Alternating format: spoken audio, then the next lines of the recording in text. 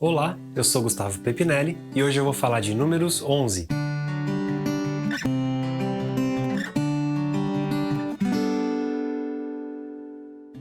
Esse capítulo é bem complicado, porque a gente vai entrar na fase das murmurações. Isso me incomoda um pouquinho. Não pelo fato do povo murmurar, mas pelo fato de que muita gente não compreendeu isso e vive da mesma forma até hoje. A gente vai falar um pouquinho mais durante a leitura. Pega um café, pois o vídeo hoje vai ser um pouquinho mais longo, já que o tema é complicado. Esse capítulo tem 2 subtítulos. O primeiro deles é Fogo do Senhor. Se você é apaixonado pelas escrituras e quer que ela chegue a cada vez mais pessoas, deixa o seu like, comenta, compartilha com todo mundo que você puder. Agora vamos para a leitura. O capítulo ele já começa bem tenso. Tudo porque o povo começou a se queixar das suas dificuldades. E assim que o Senhor ouviu isso, a palavra diz que ele ficou irado. Com essa ira, o fogo do Senhor queimou entre eles e consumiu algumas partes do acampamento. O povo então se uniu em oração e o fogo se extinguiu. Exatamente por esse motivo, o lugar que eles estavam ficou conhecido como Taberá, porque o fogo da parte do Senhor queimou entre eles. Antes da gente entrar no segundo subtítulo, eu quero te fazer 2 convites importantíssimos. O primeiro deles é que agora a gente tem um grupo no Telegram. O link tá aqui na descrição e eu tô te esperando por lá para fazer parte dessa comunidade maravilhosa de pessoas que têm ânsia por conhecer mais de Deus. E o segundo convite é que você me siga nas redes sociais. Eu sempre compartilho conteúdos por lá também e eu tenho certeza que você vai curtir. Agora vamos pro segundo subtítulo do capítulo, que é Deus envia codornizes. Essa segunda parte começa dizendo que alguns estrangeiros encheram-se de gula e até os próprios israelitas começaram a se queixar também. E eles ficavam se lembrando das comidas que eles tinham no Egito,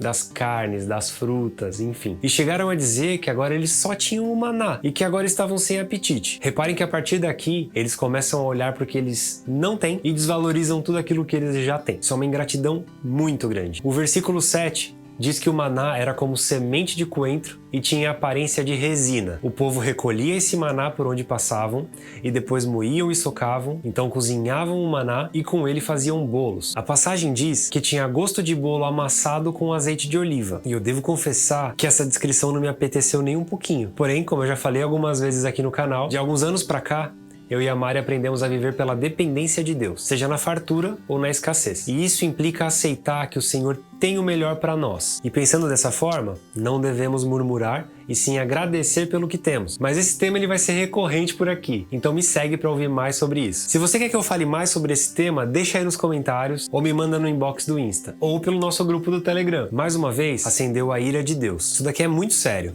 e agora a gente vai falar um pouquinho mais sobre essa parte. Moisés percebeu isso que estava acontecendo e ele ficou numa situação complicada. Ele chegou a questionar a Deus por que ele permitiu que Moisés carregasse esse fardo? Se por acaso era porque o Senhor não gostava dele. Ele chegou até a blasfemar ali no versículo 12. Depois ele começou a questionar onde ele conseguiria carne para todo aquele povo, já que o povo estava se queixando meio que do trabalho dele. E pelo jeito pareciam já até duvidar novamente das promessas de Deus. Essa parte do povo duvidar não está escrito, mas foi uma interpretação minha, por conta dessa atitude do povo. Moisés também hesitou e disse que não conseguiria levar esse povo, que tudo isso era pesado demais para ele. Ele chegou a pedir a própria morte para que ele não visse a sua própria ruína. Olha que ponto esse cara chegou. Ele realmente estava sobrecarregado, numa fase de muita cobrança, pouquíssimas pessoas ali sabiam viver por fé e eles haviam acabado de sair do Egito, onde rolava muita fartura dos prazeres da carne. Se é que eu posso resumir toda a legalidade daquele povo dessa forma, mas eu espero que você tenha me compreendido. Mas basicamente a sensação que eu tenho é que o povo realmente estava indo focado apenas na promessa. Eles não estavam com os olhos voltados a Deus, mas apenas pelo que ele poderia entregar no final da peregrinação. Isso me entristece um pouco pelo fato de eles terem tido experiências tão reais da existência de Deus e mesmo assim murmurarem. Agora, tentando fazer uma análise da situação contextualizada, indo até a época, era tudo muito novo para eles. Eles saíram da zona de conforto, estavam no meio do deserto, eles estavam num número gigantesco de pessoas que faziam questionamentos e que não tinham muitas respostas, passando por uma série de situações que dificultam até mesmo manter a sanidade, já que essas pessoas não viviam por fé e principalmente não tinham a Bíblia toda escrita ali para eles terem uma referência onde recorrer. Mas se estivéssemos falando de uma situação onde Deus não estava fornecendo salvação ou alimento, vá lá. Mas aqui ele estava. E além disso, ele tinha prometido uma terra para essa galera. Muitas pessoas podem dizer que mais do que as Escrituras, ele tinha as experiências com o Senhor de uma forma mais intensa naquele período.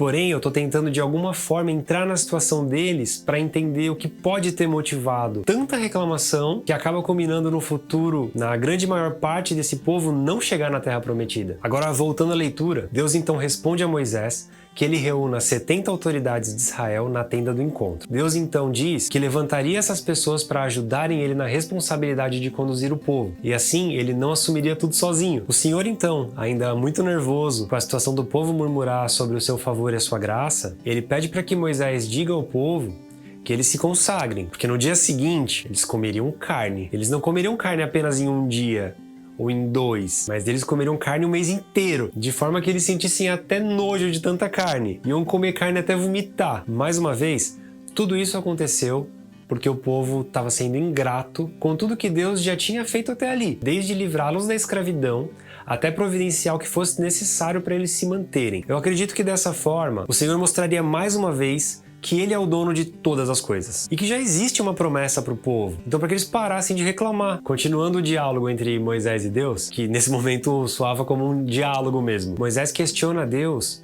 se era possível que, mesmo abatendo todo o rebanho, ou se apanhando todos os peixes do mar, isso daria conta para que todos se alimentassem durante todo esse período que Deus falou. Então Deus dá uma trucada em Moisés aí nesse momento, perguntando se o poder do Senhor estaria limitado, e que agora ele veria se a palavra de Deus se cumpriria ou não. Na sequência então, Moisés reuniu as 70 autoridades, e o Senhor colocou o Espírito sobre eles. Quando o Espírito veio, profetizaram, mas depois nunca mais fizeram. Isso pode significar que essas pessoas receberam o dom para atestar que Deus estava no comando, e que depois esse dom não continuaria com eles, não era permanente. Eudade e Medade estavam na lista de autoridades, mas não tinham ido para a tenda. E mesmo assim o Espírito veio sobre eles, e eles profetizaram no acampamento. Josué, que sempre foi auxiliar de Moisés, pediu que os proibisse.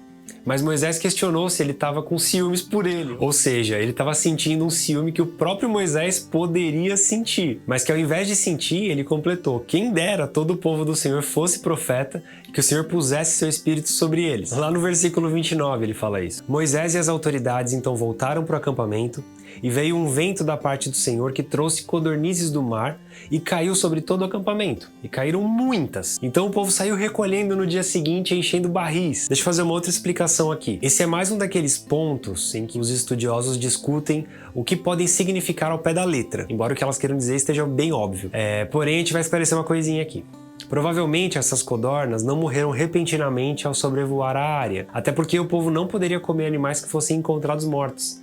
Lembra que a gente já falou disso lá em Levítico 11? Eu vou deixar aqui um card para você assistir caso você não tenha visto ainda. Então, tudo indica que essas aves voavam em uma altura bem baixa e isso facilitava o abatimento delas. Quando a carne ainda estava entre seus dentes, antes que a ingerissem, a ira de Deus se acendeu contra o povo e ele o feriu com uma praga terrível. Em minhas referências, eu li que na língua original, essa passagem ela não se refere de fato ao momento que a pessoa está mastigando a carne, mas sim ao fato de que eles morreram antes que terminassem de comer toda a carne que foi guardada. E isso aconteceu, obviamente, pelo desejo pecaminoso de se esbaldar na comida, ao invés de confiar no Senhor. O lugar então ficou conhecido assim, não sei pronunciar essa palavra, mas é assim que ficou conhecido. Esse lugar ficou conhecido assim porque ali foram enterrados os que tinham sido dominados pela gula. O capítulo termina dizendo que desse lugar o povo partiu para Hazerote, que eu provavelmente pronunciei errado também, mas escreve dessa forma.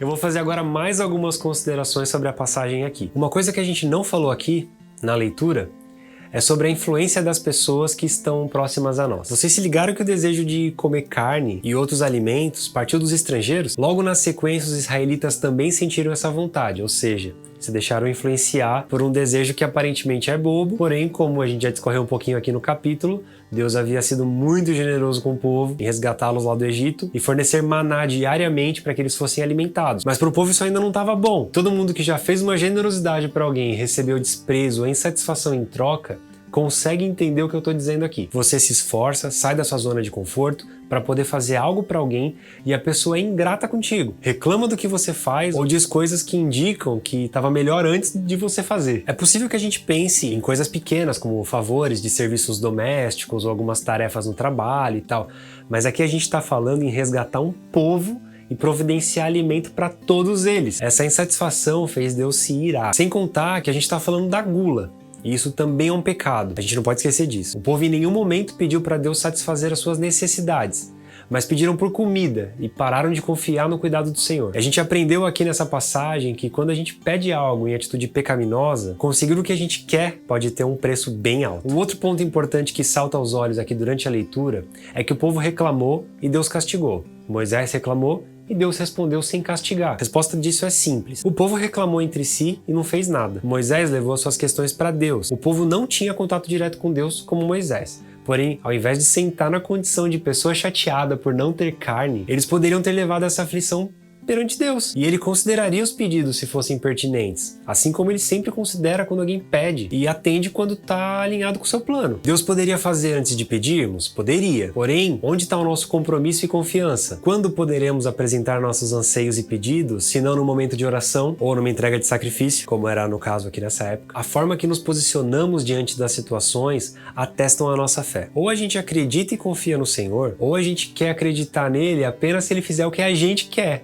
Nesse caso, a gente está tentando dar ordem a Deus. Essa segunda hipótese não tem o menor cabimento, sejamos francos aqui, né? Essa passagem serve muito para nos lembrarmos de sermos gratos a Deus por tudo o que Ele faz em nossas vidas. São muitos os momentos que olhamos apenas para aquilo que a gente gostaria que acontecesse. E pragueja por ter acontecido de forma diferente. Muitas vezes não reconhecendo que Deus fez um milagre de livramento e que algo melhor pode estar por vir. Mas apenas atropelamos o tempo perfeito e nos revoltamos contra Deus por não ter feito como a gente gostaria que Ele tivesse feito. Vamos voltar a Cristo, pessoal. Vamos desejar menos ter e buscar mais o ser. Vamos aprender a viver na dependência de Deus, de forma constante e profunda. Parar de olhar tanto para a grama do vizinho, quanto para o nosso coração desejoso de coisas supérfluas. Algo melhor está por vir.